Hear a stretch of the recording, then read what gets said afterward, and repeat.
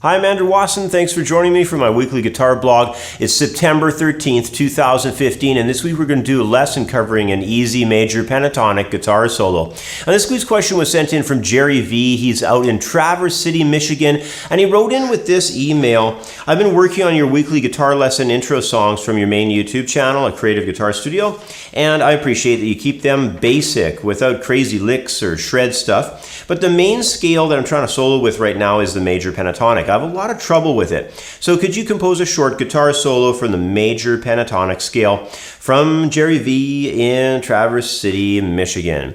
Well, thanks a lot for writing in, Gerry. The Major Pentatonic as well as the Minor Pentatonic are extremely important foundational scales for improvisation, and guitar players need to not only learn them all over the fingerboard, but those scales also need to be studied in melodies and applied around progressions. Well, one thing I've noticed in teaching guitar for over 20 years now is that scales can be easily forgotten, and sometimes they're not fully memorized for use under pressure like we need to know them in when we're doing guitar solos.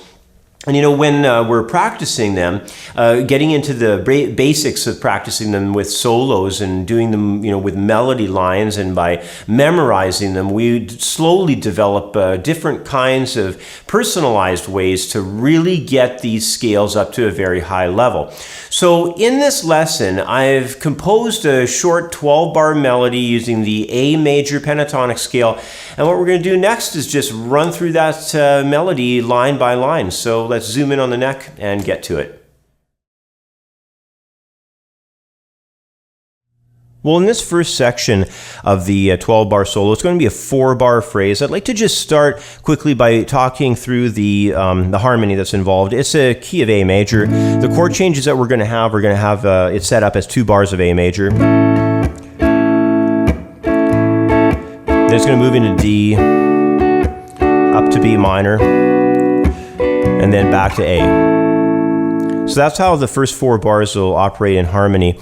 And then the other things you want to be aware of with the melody before you really start tackling it is the range. So we're kind of coming at it around 6th position, moving up around 10th position, dropping down into 7th, and then finally 5th. So it's covering, you know, this kind of upper region of the neck from 5th fret, you might as well say, to approximately 12th fret there. And basically, the next thing is to work on it in chunks. So I'm going to first play through the first 2 measures here, give you an idea how it's all set up. A couple things regarding this solo. Number one, it's based around this shuffle feel idea, so it's not straight 8th notes, it's going to be more of a swung 8th note feel. And the other thing to be aware of is right at the very beginning, we're losing the downbeat of 1, so we're actually coming in on the upbeat of 1.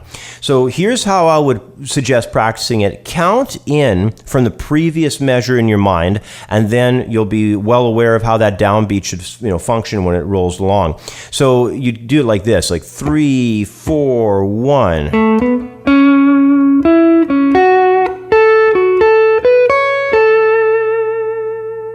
you can tell there I counted in, I missed out on the downbeat of 1, and I came on the upbeat of 1 there. I was like 3, 4, 1, and 2, and.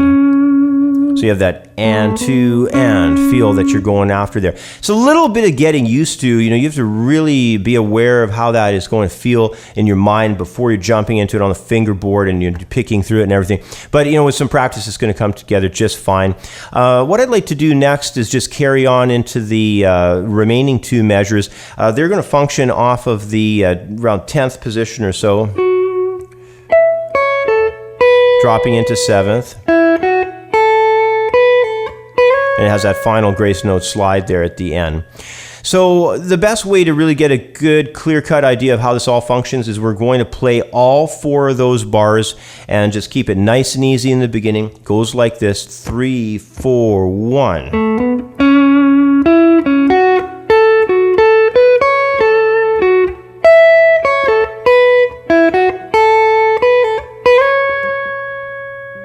And here it is just a little bit faster.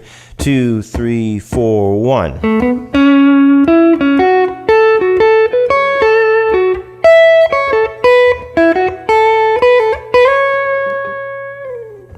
All right, so that's the first 4 bars. work on it in some of these ways that we've been discussing here.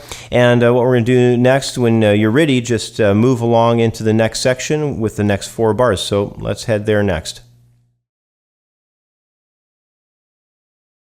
All right, the next section moves across 5th and 6th measures with a short upper string sequence that's going to be going from 7th position into 5th position. And then it carries on into the lower register of the neck with another short sequence in the 2nd position.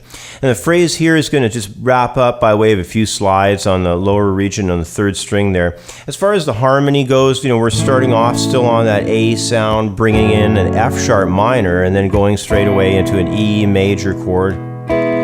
Then as we're going to push up into the next measure, we're going to have an F sharp minor chord roll in. But that's kind of more for the measure following suit after this line.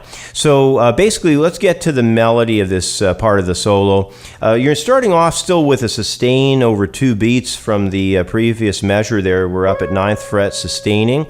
And then we're going to move into just some 8th note phrases here. So that's coming in off of like 3 and 4 and just like that.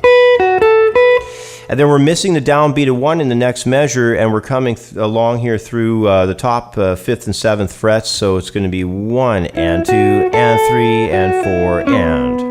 And we have that another grace note slide there, and quickly shooting from the 6th fret over to the 4th fret. And this is where you have to do a fairly large position shift now, jumping over down into the 2nd position. And you're going to play a phrase down here. That's kind of like your first sequencing phrase. Okay, here it is again. So here's all 4 of those measures just played very slowly, and just to get the sound happening for you. So it starts off again, like I was saying, on the high 9th fret A note. So 1, 2, 3, and 4, and 1.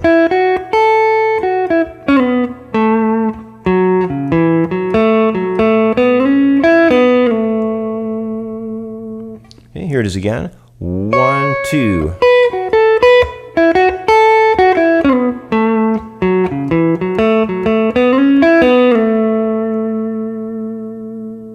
All right, so that's the next 4 bars right there, and just approach it in the same ways that we were discussing previously. Memorize the parts, fully understand where all the position shifting is taking place, and be aware of anything that hits you as feeling uncomfortable. Work on that isolated for a little more time, and then try to bring it around so that you can do the phrasing for the parts. And when everything's feeling up to speed more or less, that's when to turn on the metronome or the drum machine and start jamming to a little bit timing there, and then you can just build the speed. But we're not done yet. There's still 4 more bars, so if you're ready for them, let's do those next.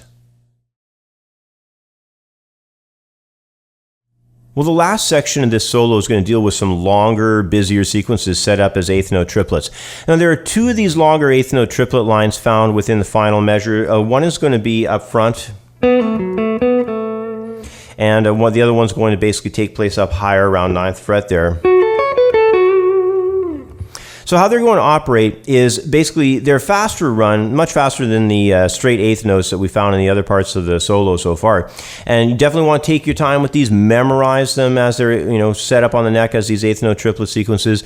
Be sure to commit them to memory before trying to take them up to faster speeds, especially. But what I'd like to start with is just the breakdown of these final measures. What we're starting into is we have a sustain that's there on an A note on the 2nd fret of 3rd string. Now it's sustaining into 2 beats of that first measure there, the last line, and then we're going to begin this sequence phrase. The sequence phrase goes like this. I'll just play it slowly.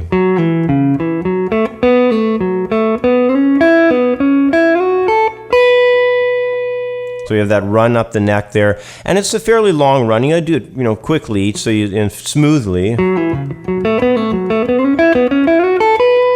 Just make sure that you fully understand it before you start trying to build your speed. And then once that wraps up, the harmony, it's going to be kind of an interesting idea because we're going to be on an E major chord at that point, and we're actually going to start in a run here off of an F sharp minor arpeggio, so a minor triad arpeggio. Coming, really pushing into that F sharp sound. But it's kind of leaning in our next chord because our next chord is going to come into C sharp. So it's going to be kind of an interesting sound to push into C sharp there. And we have an E tone So that's basically the minor third of that C sharp minor chord. So that's going to be our starter tone. And we're going to drop down the neck and take that into the 7th position there. So sort of pushing along into the B note. Actually, it's going to be kind of a different sound. And if you're wondering, well, how does a B note relate to a C sharp minor chord? And it really doesn't to the triad, but it does to as if we had a C sharp minor 7. So it's kind of like a introduction of a tone that's part of the minor 7 chord.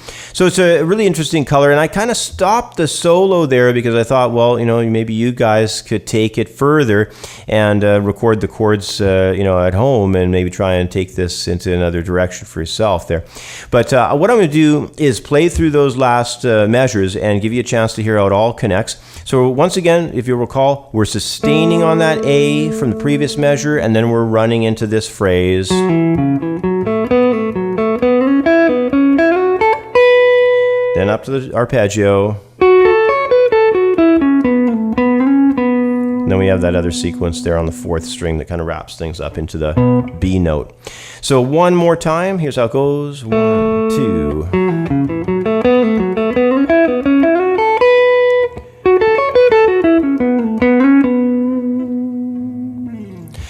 All right, well, that's the whole lead, and now that we've had a chance to run through this melody in short sections like this, I'd like to wrap things up in the video by actually performing the entire solo with the backing chords for you, and I got a drum loop on there as well, so you fully understand how everything comes together here and how it's supposed to sound from start to finish up to tempo. So what I'm going to do is just fire up that loop and go through this thing for you so you totally understand how it all operates. So let's do that next.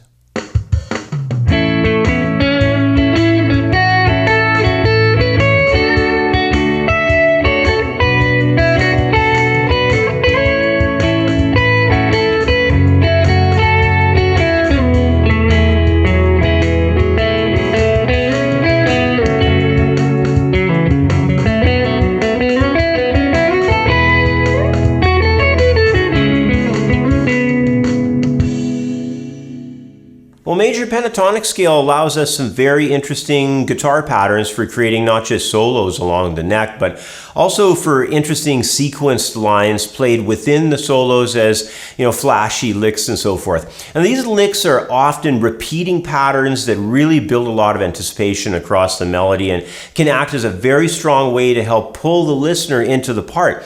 Now, this solo that I created here will help guitarists with both applying the major pentatonic and with learning a number of good ways to build smooth phrasing with popular sequenced ideas across the neck patterns that we have of Major Pentatonic Scale. Just take your time with it, memorize the sections and use a metronome to help build your speed, and hopefully by learning it you'll also learn a few new useful major pentatonic neck patterns in there as well. Anyhow, that's about all the time that I have for today. As always, I want to say thanks for watching. Please subscribe to the channel, and if possible, consider a small donation to help fund the Guitar Lessons project here. Every little bit counts. Otherwise, have yourself a really great week, and I will catch up with you next time. Bye for now.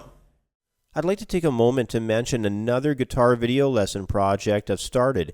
It's a unique guitar lesson approach that I'm doing online, and it's not like anything I've done before. Best of all, it's 100% free.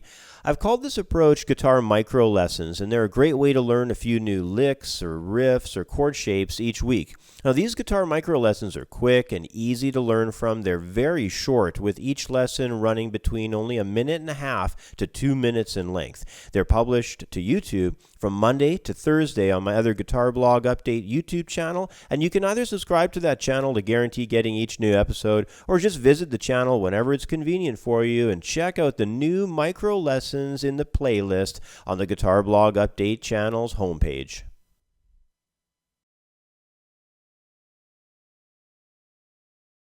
The Music Reading Phase 1 ebook has over 30 pages of comprehensive project lessons covering the entire 5th reading position on the guitar.